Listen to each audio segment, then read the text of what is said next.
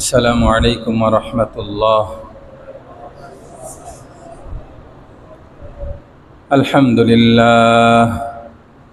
আলহামদুলিল্লাহ নাহমাদুহু ওয়া নাস্তাঈনুহু ওয়া নাস্তাগফিরুহ ওয়া নু'মিনু বিহি ওয়া নাতাওয়াক্কালু আলাইহি ওয়া নাউযু বিল্লাহি মিন শুরুরি আনফুসিনা ওয়া মিন সাইয়্যাতি আ'মালিনা।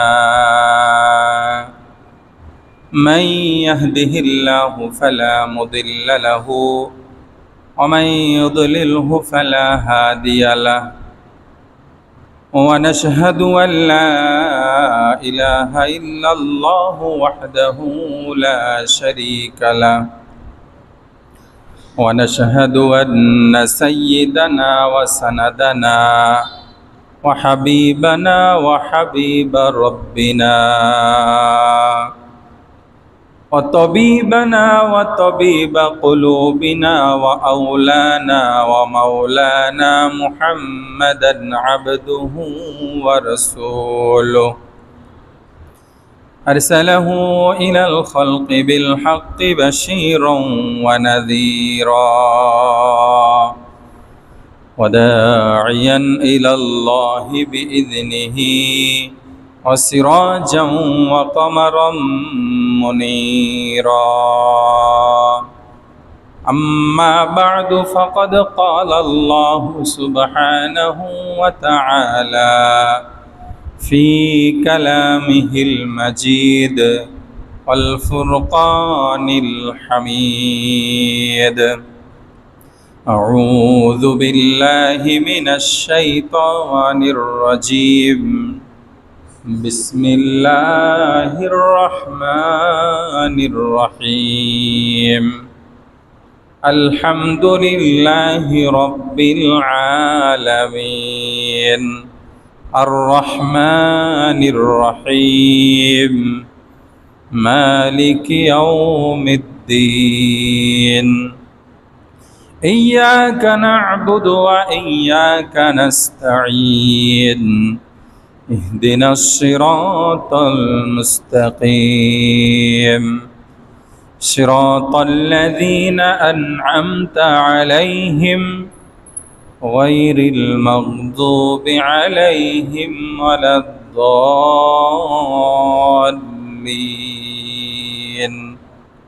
آمين.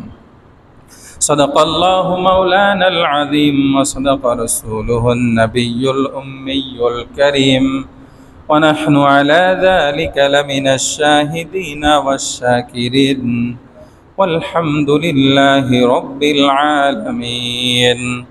وقال تعالى: إن الله وملائكته يصلون على النبي يا أيها الذين آمنوا صلوا عليه وسلموا تسليما. اللهم صل على محمد وعلى آل محمد كما صليت على إبراهيم وعلى آل إبراهيم إنك حميد مجيد. اللهم بارك على محمد وعلى آل محمد كما باركت على إبراهيم وعلى آل إبراهيم إنك حميد مجيد. اللهم بارك على محمد وعلى آل محمد كما باركت على إبراهيم وعلى آل إبراهيم إنك حميد مجيد. بلغ العلا كشف الدجى بجماله حسنت جميع خصاله. صلوا عليه وآله. رہے میرے مسکن हवाली काबा बने मेरे मदफन दियारे मदीना बलगल उला बिकमालिही कशफत दुजा बिजमालिही हसनत जमीउ खिसालिही सल्लु अलैहि व आलिहि। मुअज़्ज़ज़ मोहतरम हाज़िरीन, সর্বপ্রথম সেই মহান প্রভুর শুকরিয়া আদায় করি যিনি আপনাকে আমাকে অত্যন্ত দয়া করে মায়া করে মেহেরবানি করে পবিত্র জুমার দিন জুমার নামাজ আদায় করার লক্ষ্যে আগে আগে মসজিদে এসে দিনই কিছু কথা বলবার ও শুনবার সুযোগ করে দিলেন। সেই মহান প্রভুর প্রতি অন্তরের অন্তঃস্থল থেকে কালিমাতুশ শুকর জবান খুলে ভক্তি সহকারে সমস্বরে সুউচ্চ কণ্ঠে আলহামদুলিল্লাহ। গত জুমায় আলোচনা চলতেছিল সুন্নতে রসুলের উপর আমল করলে কি ফজিলত হবে। আজকের যে বিষয়টা নিয়ে আলোচনা করার ইচ্ছা পোষণ করেছি সেটা হলো, আমরা যারা একা নামাজ পড়ি, জামাতে নামাজ পড়ি, যে কয়েক ওয়াক্ত নামাজ পড়ি, শুধুমাত্র জানাজা নামাজ ব্যতীত প্রতিটা নামাজের ভিতরেই যেই সূরাটা আমরা পড়ে থাকি এবং পড়তে হয়, না পড়লে নামাজ হয় না, সেই সূরার তাফসীর সম্পর্কে কিছু আলোচনা করার ইচ্ছা পোষণ করেছি। আল্লাহ তাআলা আমাকে ইখলাসের সাথে কথাগুলি আপনাদের সামনে উপস্থাপনের তৌফিক দান করেন, আমিন। আপনারাও নিয়ত করেন জেহেনটাকে খালি করে আল্লাহর কোরআনের তাফসীরটা দিল দিয়ে বুঝে আমলের মাধ্যমে নিজেদের জীবনটা পরিবর্তন করার চেষ্টা করি, বলি আমিন। তবে সংক্ষেপে 1 মিনিট একটা কথা বলি। আজকে আরবি কয় তারিখ? 1 তারিখ। মাশাআল্লাহ। কোন মাসের? মুহররম মাসের।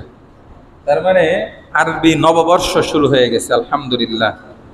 অনেকের খবরও নাই, কিন্তু ইংরেজি 31st নাইটের খবর আছে, পহেলা বৈশাখের খবর আছে, পহেলা মুহররমের খবর নাই। তবে এবার ব্যতিক্রম কিছু কাজ আলহামদুলিল্লাহ হয়েছে। ঢাকা ইউনিভার্সিটির কিছু ছাত্র আরবি নববর্ষ তারা স্বাগতম জানানোর জন্য তারা র্যালি বের করছিল, আলহামদুলিল্লাহ। এতদিন তো শুধু পহেলা বৈশাখের র্যালি হয়েছে, কথা বুঝেছে, 31st নাইটের র্যালি হয়েছে, কিন্তু বাংলাদেশে বর্তমান আরবি নববর্ষকেও স্মরণ রেখে র্যালি বের করার মতো কিছু ছাত্র আল্লাহ তাআলা দান করেছেন, আলহামদুলিল্লাহ। যাই হোক, মুহররমের 10 তারিখে একটা গুরুত্বপূর্ণ আমল আছে যে বিষয়ে প্রতি বছর আলোচনা করে থাকি, এবারও ইনশাল্লাহ করব। আজকে যেহেতু 1 তারিখ, আগামী শুক্রবার 8 তারিখ হবে, এজন্য পরে সময় থাকবে, আগামী জুমায় মুহররম সম্পর্কে ইনশাল্লাহ আলোচনা হবে। আজকে যে বিষয়টা সেটা হলো সূরাতুল ফাতিহা।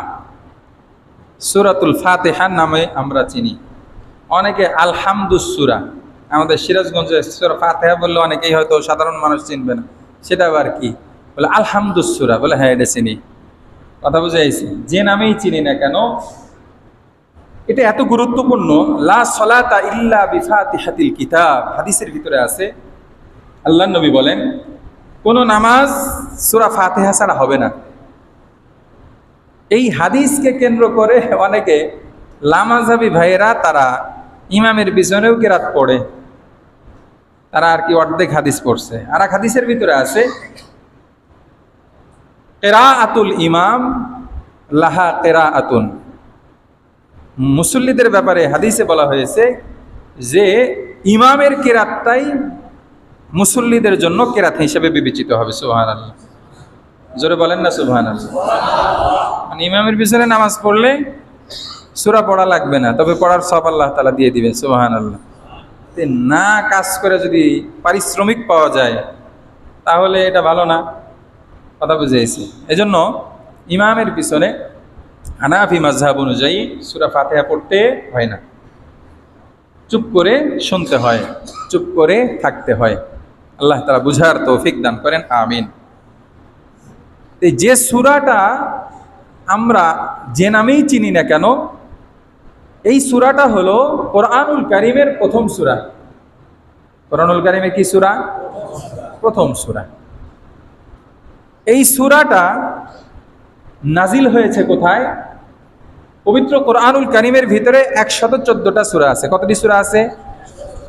কিছু সূরা মক্কায় নাজিল হয়েছে, কিছু সূরা মদিনায় নাজিল হয়েছে।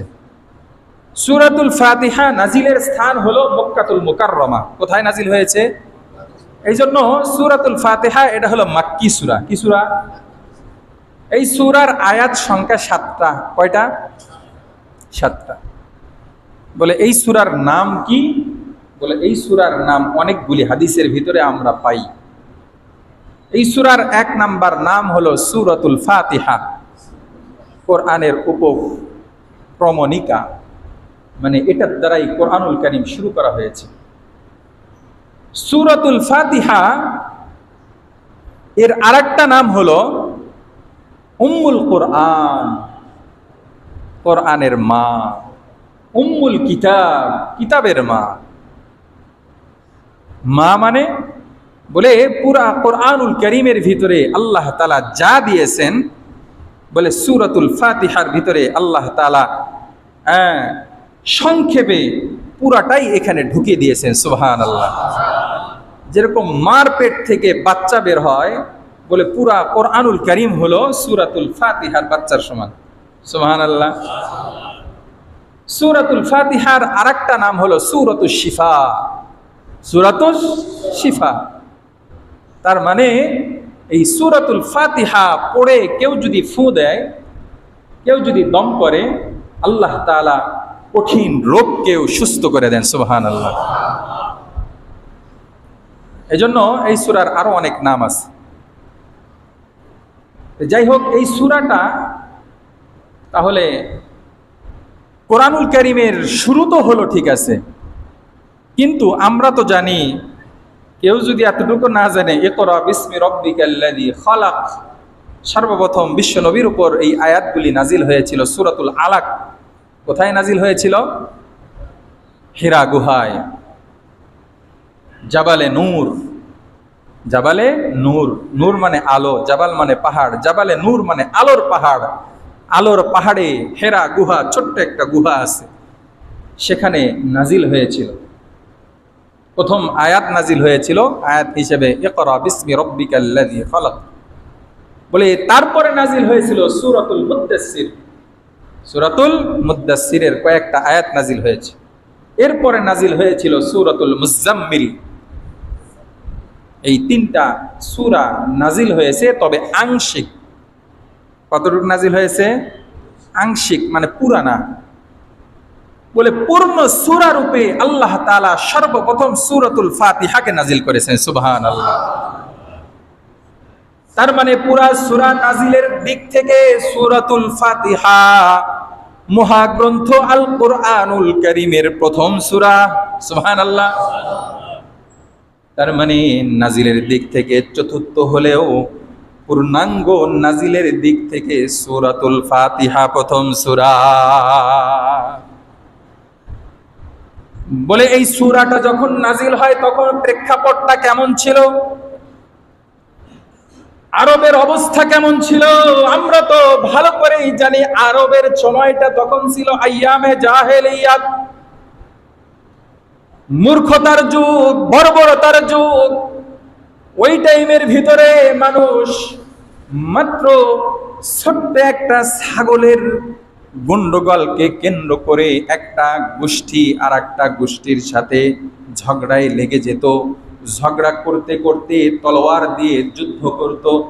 এই যুদ্ধটা তখনই থেমে থাকতো না, বরং পুরুষের পর পুরুষ, আমাদের সিরাজগঞ্জে বলে ফিণির পর ফিণি, মানে এক পুরুষ থেকে আর এক পুরুষ, তারা ওসিয়ত করে যেত, এই অমুক গোষ্ঠীর সাথে আমাদের গন্ডগোল, তোরাও কিন্তু গন্ডগোল ধরে রাখবি। শত বছর পর্যন্ত তারা ছোট্ট ছোট্ট বিষয় নিয়ে তারা ঝগড়া করত। এমন বর্বরতার যুগ ছিল। মহিলাদের উপর পর্যাপ্ত পরিমাণ কঠিনভাবে তারা নির্যাতন করত। মহিলাদেরকে তারা শুধুমাত্র ভোগের পাত্র মনে করত।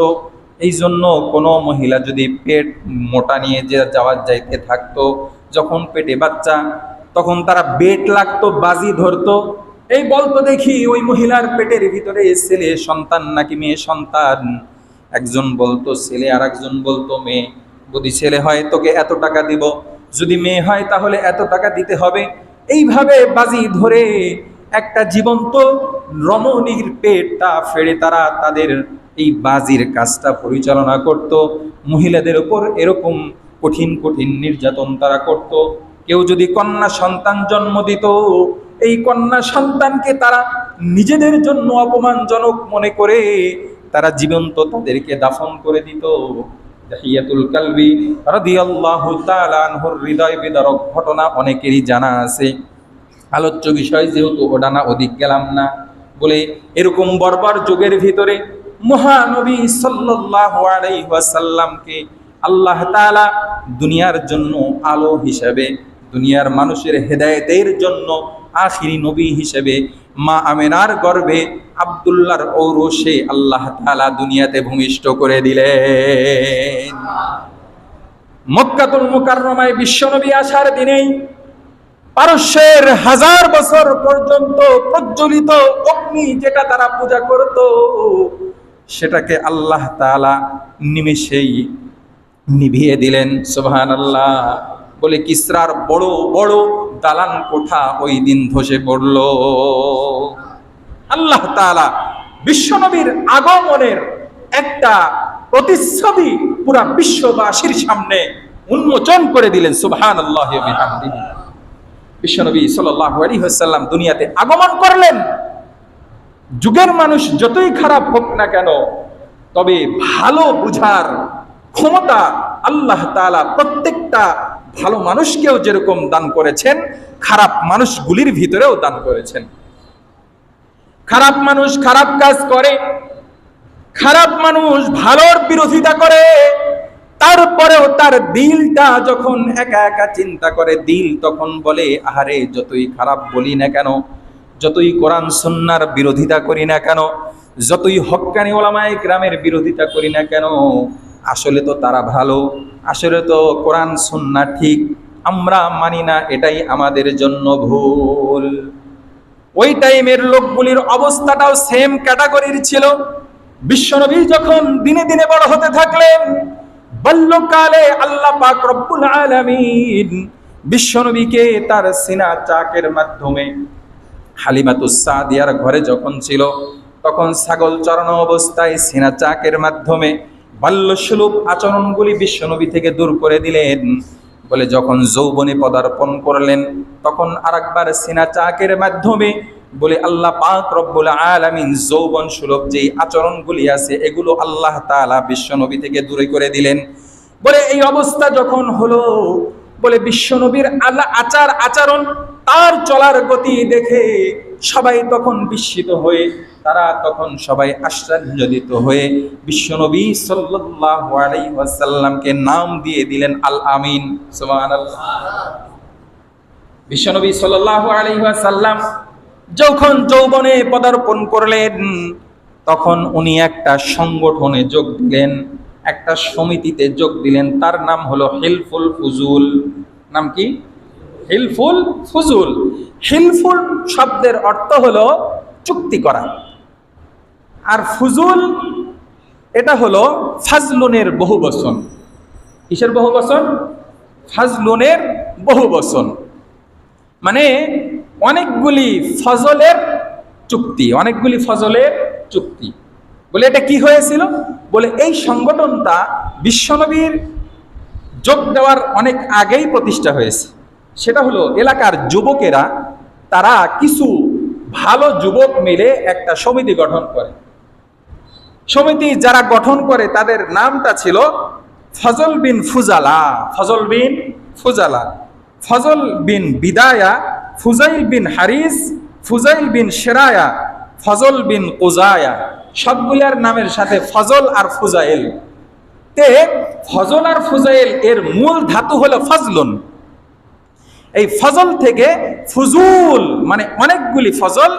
এদের চুক্তি হলো যে আমরা এই সংগঠনের মাধ্যমে মানুষদের ভিতরে আমরা কিছু ভালো কাজ করব।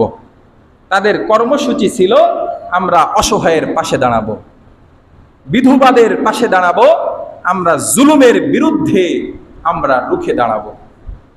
বিশ্বনবী সাল্লাল্লাহু আলাইহি ওয়াসাল্লাম যখন দেখলেন এই সমস্ত যুবকেরা তো খুব ভালো কাজ করতেছে, আমিও এটার ভিতরে সম্পৃক্ত হয়ে যাই, এখান থেকে আমাদের একটা শিক্ষা, বিশ্বনবী সাল্লাল্লাহু আলাইহি ওয়াসাল্লাম সমস্ত নবীদের সরদার, কথা বলেন ঠিক কিনা? সাইয়্যিদুল আম্বিয়া, সমস্ত নবীদের সরদার। এই জন্য সমস্ত নবীদের সরদার হওয়া সত্ত্বেও উনি কিন্তু এককভাবে কোনো কাজ করতে অগ্রসর হলেন না, বরং সমাজের ভিতরে কাজটাকে প্রতিষ্ঠা করার জন্য উনি সর্বপ্রথম একটা সমিতি এবং সংগঠনে যোগদান করলেন। এই জন্য আমরাও যদি সামগ্রিকভাবে সমাজের পরিবর্তন সাধন করতে চাই, রাষ্ট্রের রাষ্ট্র ব্যবস্থাপনা পরিবর্তন করতে চাই, বিশ্ব জুলুমের অবসান যদি ঘটাতে চাই, তাহলে আমাদের সামগ্রিকভাবে সাংগঠনিকভাবে অগ্রসর হওয়া ছাড়া এককভাবে অগ্রসর হয়ে আমরা সফলতার মুখ দেখতে পাবো না। এই জন্য আমাদেরকে খেয়াল করতে হবে, বিশ্বনবী সাল্লাল্লাহু আলাইহি ওয়াসাল্লাম যখন দেখলেন এদের কর্মসূচিটা আসলেই বাস্তবধর্মী কর্মসূচি, উনি সমাজের বাস্তবতাটা খেয়াল করলেন। ওই সমাজের ভিতরে মানুষের সাথে যখন মেশা শুরু করে দিলেন, সাংগঠনিকভাবে যখন অগ্রসর হইতেছিলেন, তখন দেখলেন সমাজের ভিতরে যেই অস্বস্তিকর পরিস্থিতি বিরাজ করতেছে, এর অন্যতম কারণ হলো বলে সমাজ ব্যবস্থা যারা পরিচালনা করে, যারা নেতা নেত্রী আছে, এরা প্রত্যেকেই নিজেদের তৈরি আইনের মাধ্যমে তারা সমাজ পরিচালনা করে। নিজেদের তৈরি সমাজ তারা যদি পরিচালনা করে, নিজেদের তৈরি সংবিধান অনুযায়ী যদি তারা রাষ্ট্র পরিচালনা করে, মানুষ যেহেতু দুর্বল, তার দুর্বলতার কারণেই খুলিকাল ইনসানু যায়ীফা, মানুষের দুর্বলতার কারণে মানুষকে তৈরি করা হয়েছে দুর্বল করে, এই দুর্বলতার কারণে তার আইন ব্যবস্থা দুর্বল হবে, এটাই তো স্বাভাবিক। এই জন্য তাদের দুর্বলতার সুযোগ নিয়ে তাদের কাঁধে পা রেখে অনেক জালেমরা জনসাধারণের উপর জুলুম অত্যাচার করতেছিল।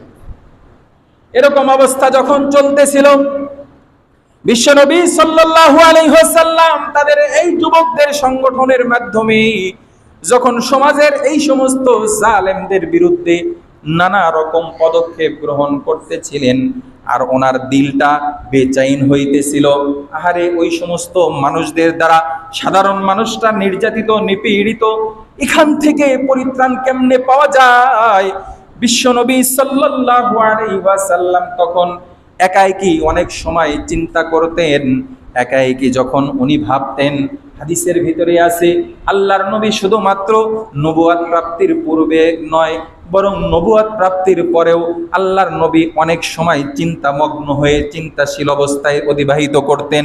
তাই তো সাহাবায়ে কেরাম কর্তৃক হাদিস বর্ণিত আছে, কানা দাইমাল ফিকরি ওয়া মুতাওয়াসিয়াল আহজান, বিশ্বনবী সর্বদা চিন্তামগ্ন এবং টেনশনযুক্ত সময় পার করতেন। বলে আল্লাহর নবী একাই জীবন যাপন করতে করতে যখন মদিনার অদূরে হেরা গুহায় যখন আশ্রয় গ্রহণ করে ওখানে কিছু সময় ওখানে অতিবাহিত করতেন। এমনও সময় আছে দিনের পর দিন, সপ্তাহের পর সপ্তাহ যখন ওখানে থাকতেন। হযরত নবী করিম সাল্লাল্লাহু আলাইহি ওয়াসাল্লামের বিবি খাদিজাতুল কুবরা রাদিয়াল্লাহু তাআলা আনহা ওই জাবালে নূরের হেরা গুহার মধ্যে গিয়ে খাবার পৌঁছে দিয়ে আসতেন। বিশ্বনবী সাল্লাল্লাহু আলাইহি ওয়াসাল্লাম ওখানে ধ্যানে মগ্ন থাকতেন, জাবালে নূরের ভিতরে ওখানে ধ্যানে মগ্ন থাকতে থাকতে যখন আল্লাহ তাআলা সময় হলো, বিশ্বনবীর যখন 40 বছর পূর্ণ হয়ে গেল, তখন আল্লাহ তাআলা সর্বপ্রথম সূরাতুল আলাকের কয়েকটা আয়াত নাজিল করলেন। সুবহানাল্লাহি ওয়া বিহামদিহি, ইকরা বিসমি রাব্বিকাল্লাযী খালাক, খালাকাল ইনসানা মিন আলাক, ইকরা রাব্বুকাল আকরাম আল্লাযী আল্লামা বিল কলম। এই সমস্ত আয়াত যখন নাজিল হয়ে গেল, বলে বিশ্বনবী সাল্লাল্লাহু আলাইহি ওয়াসাল্লাম খুব ভীত সন্ত্রস্ত হইলেন। আল্লাহর নবী হযরত খাদিজাতুল কুবরাকে বললেন, জাম্মিলুনি জাম্মিলুনি, আমাকে একটু তুমি কম্বল দিয়ে জড়িয়ে নাও, আমার গায়ে মনে হয় প্রচন্ড জ্বর আসছে। যখন উনি হযরত খাদিজাতুল কুবরাকে পুরা ঘটনাটা বললেন, আল্লাহর নবীকে তখন সান্ত্বনা দিয়ে বললেন যে টেনশনের কারণ নাই, আল্লাহ তাআলা আপনাকে ভালো চাবেন, আপনি সবসময় মানুষের কল্যাণকামী, আল্লাহ আপনাকে ধ্বংস করবে না, আপনি টেনশন করেন না। হযরত নবী করিম সাল্লাল্লাহু আলাইহি ওয়াসাল্লামের উপর এইভাবে সূরাতুল মুদ্দাসসিরের কয়েকটা আয়াত নাজিল হলো, সূরাতুল মুজাম্মিলের কয়েকটা আয়াত নাজিল হলো। লাস্ট পর্যায়ে যখন আল্লাহ তাআলার কাছে বারবার দোয়া করার পরে সূরাতুল ফাতিহা আল্লাহ